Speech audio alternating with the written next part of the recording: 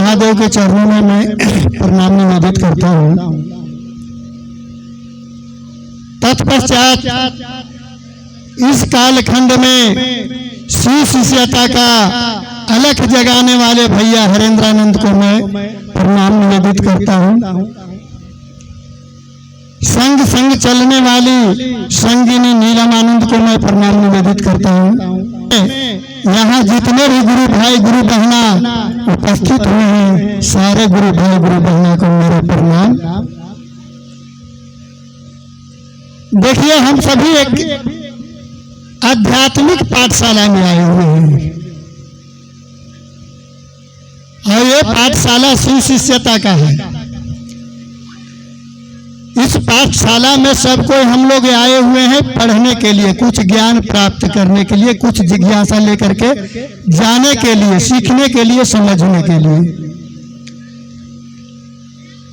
दीदी, जिसका जो मन में आ रहा है मंतव्य अपना देता चला जा रहा है, गुरु का कार्य होता चला जा रहा है, शिष्यता बढ़ता चला जा रहा है। लेकिन जिस रेशियो से भैया हरेंद्रानंद जो हम लोग को कार्य दे करके गए हैं, एक एक व्यक्ति को जोड़ने का, हम लोग एक एक व्यक्ति को नहीं जोड़ पा रहे हैं। उसके बारे में हम लोग भैया के द्वारा आया आदेश की फटाफट सेशन यानी चर्चा मत कीजिए, लेकिन दरवाजे दरवाजे पर जाकर के सबको सूचना दे दीजिए कि शिव जगत के गुरु है, आप भी अपना गुरु मान लीजिए, आपका भी कल्याण हो जाएगा। भैया अपने कल्याण के लिए खोजे, हमारे लिए, आपके लिए, इस पृथ्वी के जन जन के लिए ये जो है सो संवाद छेड़े कि अब जो है सो शिव चर्चा नहीं करके आप घर घर जाइए और घर घर में जाकर के फटाफट सेशन के द्वारा जानकारी दीजिए कि शिव जगत के गुरु हैं। आप भी मान करके देखिए, आपका भी गुरु हो सकते हैं। भैया एक बार इसी तरीका से सफर कर रहे थे,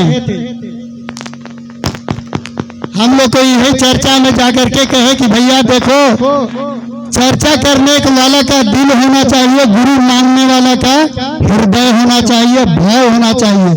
जब मन मत टिकेगा तब जाकर के आप गुरु मान सकते हैं। मन बहुत विचलित करने वाला चीज है। इस मन जो है सो कभी कभी कहता है कि शिव को गुरु मान लिए तो हमको क्या मिल रहा है। अभी जिज्ञासा मनुष्य के पास में यही आता है कि हमको कुछ मिल जाए। शिव तो दयालु है, जगत में सबको दे रहे हैं, तो हमको क्यों नहीं देंगे।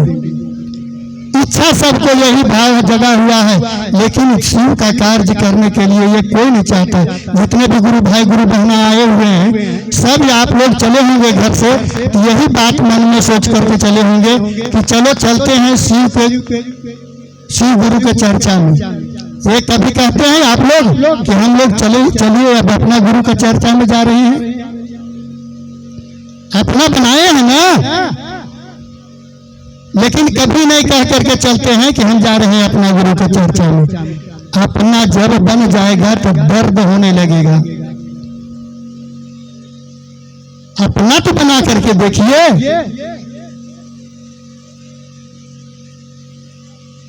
तो भैया एक बार सफर में चल रहे थे, तो भैया एक बार सफर में चलते चलते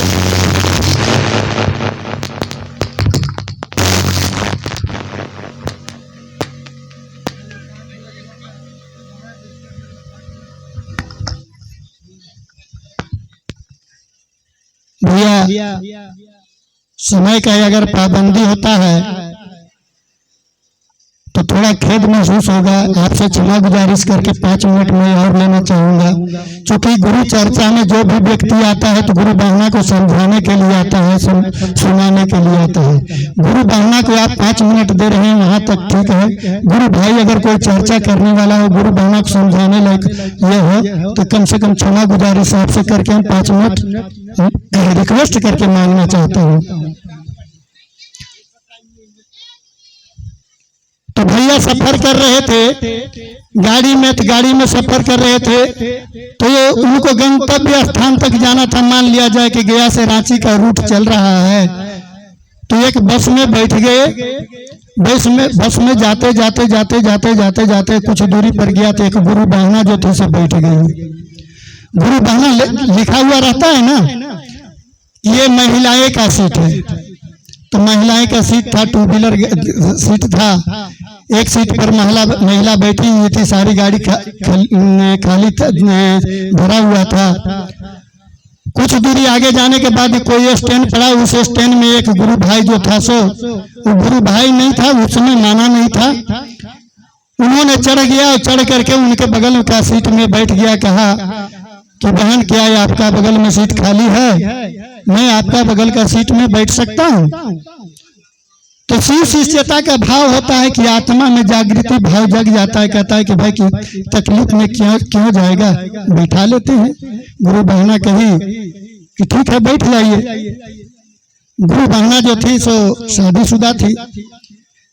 चलते चलते चलते चलते कुछ रास्ते में आगे बढ़ा तो कॉमेडियन विचार का वो लड़का बगल में जो बैठा हुआ था वो कॉमेडियन विचार का था। उन्होंने पूछ बैठा कि बहन जी कहाँ तक जाना है। तो कहा कि भैया मुझे रांची जाना है। कहा ठीक है हमको भी रांची तक चलना है। कहा ठीक है बैठिए। कहा कि दीदी आपका शादीशुदा हो गया है। कहा कि हाँ शादीशुदा हो गया। कितना उम्र है पूछ बैठा कि आपका उम्र कितना है। कहा कि भैया क्या कहें मेरा उम्र 12 साल। उन्होंने हंसने लगा। कहा कि उम्र आपका 12 साल का तो नहीं लगता आप। तो कहा कि सही बात मैं बतला रहा हूँ भैया आप हंस क्यों रहे हैं। कहा कि यदि आपका उम्र 12 साल है तो आपका पति का उम्र कितना। कहा कि क्या कहें आप इस पर भी हंसिएगा। कहा कि मेरा पति की उम्र 5 साल।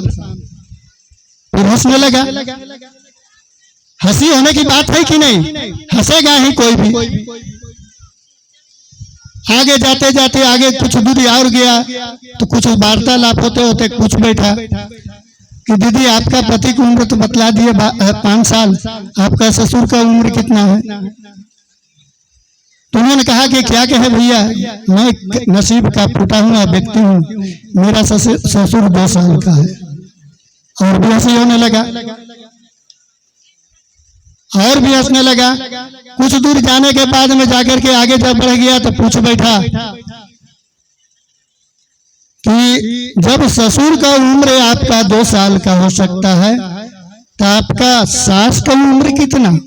कहा कि सास को तो जन्म में नहीं हुआ है भैया क्या बतलाऊं, मैं तो और नसीब का फूटा हूं। पूछ बैठा कि आप इस तरीका से जैसे बतला रहे हैं दीदी आप बतलाइए हमको समझ में नहीं आया। कहा कि जो शिव शिष्यता के भाव में जो जुड़ा है वो व्यक्ति जहिना से जुड़ा है उसी दिन से उसका जन्म का रूपरेखा तैयार हुआ। मैं 25 साल का हूँ, शादीशुदा जरूर हूँ, लेकिन 12 साल का मेरा ज्ञान है शिव शिष्यता भाव में। आध्यात्मिक मेरा ज्ञान जो है सो 12 साल का है। जब शादी मेरा हुआ और शादी हो करके मैं ससुराल आया तो बहुत प्रयत्न करने के बाद में मैं 5 साल से जोड़ करके रखा हूँ अपने पति को। इस चलते उनका उम्र 5 साल ही कहलाया। और दोनों पति पत्नी हम लोग जब मिले हैं तो ससुर को 2 साल से जोड़े हैं तो 2 साल का उम्र कहलाया। और सास को हम लोग कहते रहते हैं कि आप भी जुड़ जाइए माँ, आप भी जुड़ जाइए माँ, लेकिन माँ की रानी बेटमारी करने से फुर्सत नहीं है। इस चलते वो तो जन्म ही नहीं। जब घोषणा कराएगी, हम कहने का मतलब है हम जाएंगे पढ़ने के लिए स्कूल में, जब तक नॉमिनेशन नहीं कराते मास्टर हमको बैठने देगा, स्कूल में बैठने देगा मास्टर, तो ज्ञान की प्राप्ति कब होगा आप कहते हो। बहुत सारे लोग गुरु बहना लोग को सुनते होंगे, अरे हम तो शिव को गुरु मानते हैं। तो गुरु में चर्चा में जाना जरूरी है। मानना और जानना दोनों अलग चीज है। अगर यदि हम मान करके अगर आप लोग सुने होंगे कि चतरा में मंडल डॉक्टर बहुत बढ़िया मान तो रहे हैं, लेकिन उसका जानिएगा कब, जब उसका इलाज करा लीजिएगा, दवाई आपको सेट करेगा तब जानिएगा कि अच्छा डॉक्टर है। उसी प्रकार शिव शिष्यता का भाव है कि जब तक मान रहे हैं लेकिन जानने का प्रयत्न नहीं कीजिएगा, आपका सुशिष्यता के कोई भाव नहीं है। चलिए मैं इन्हीं चंद शब्दों के साथ अपनी वाणी को विराम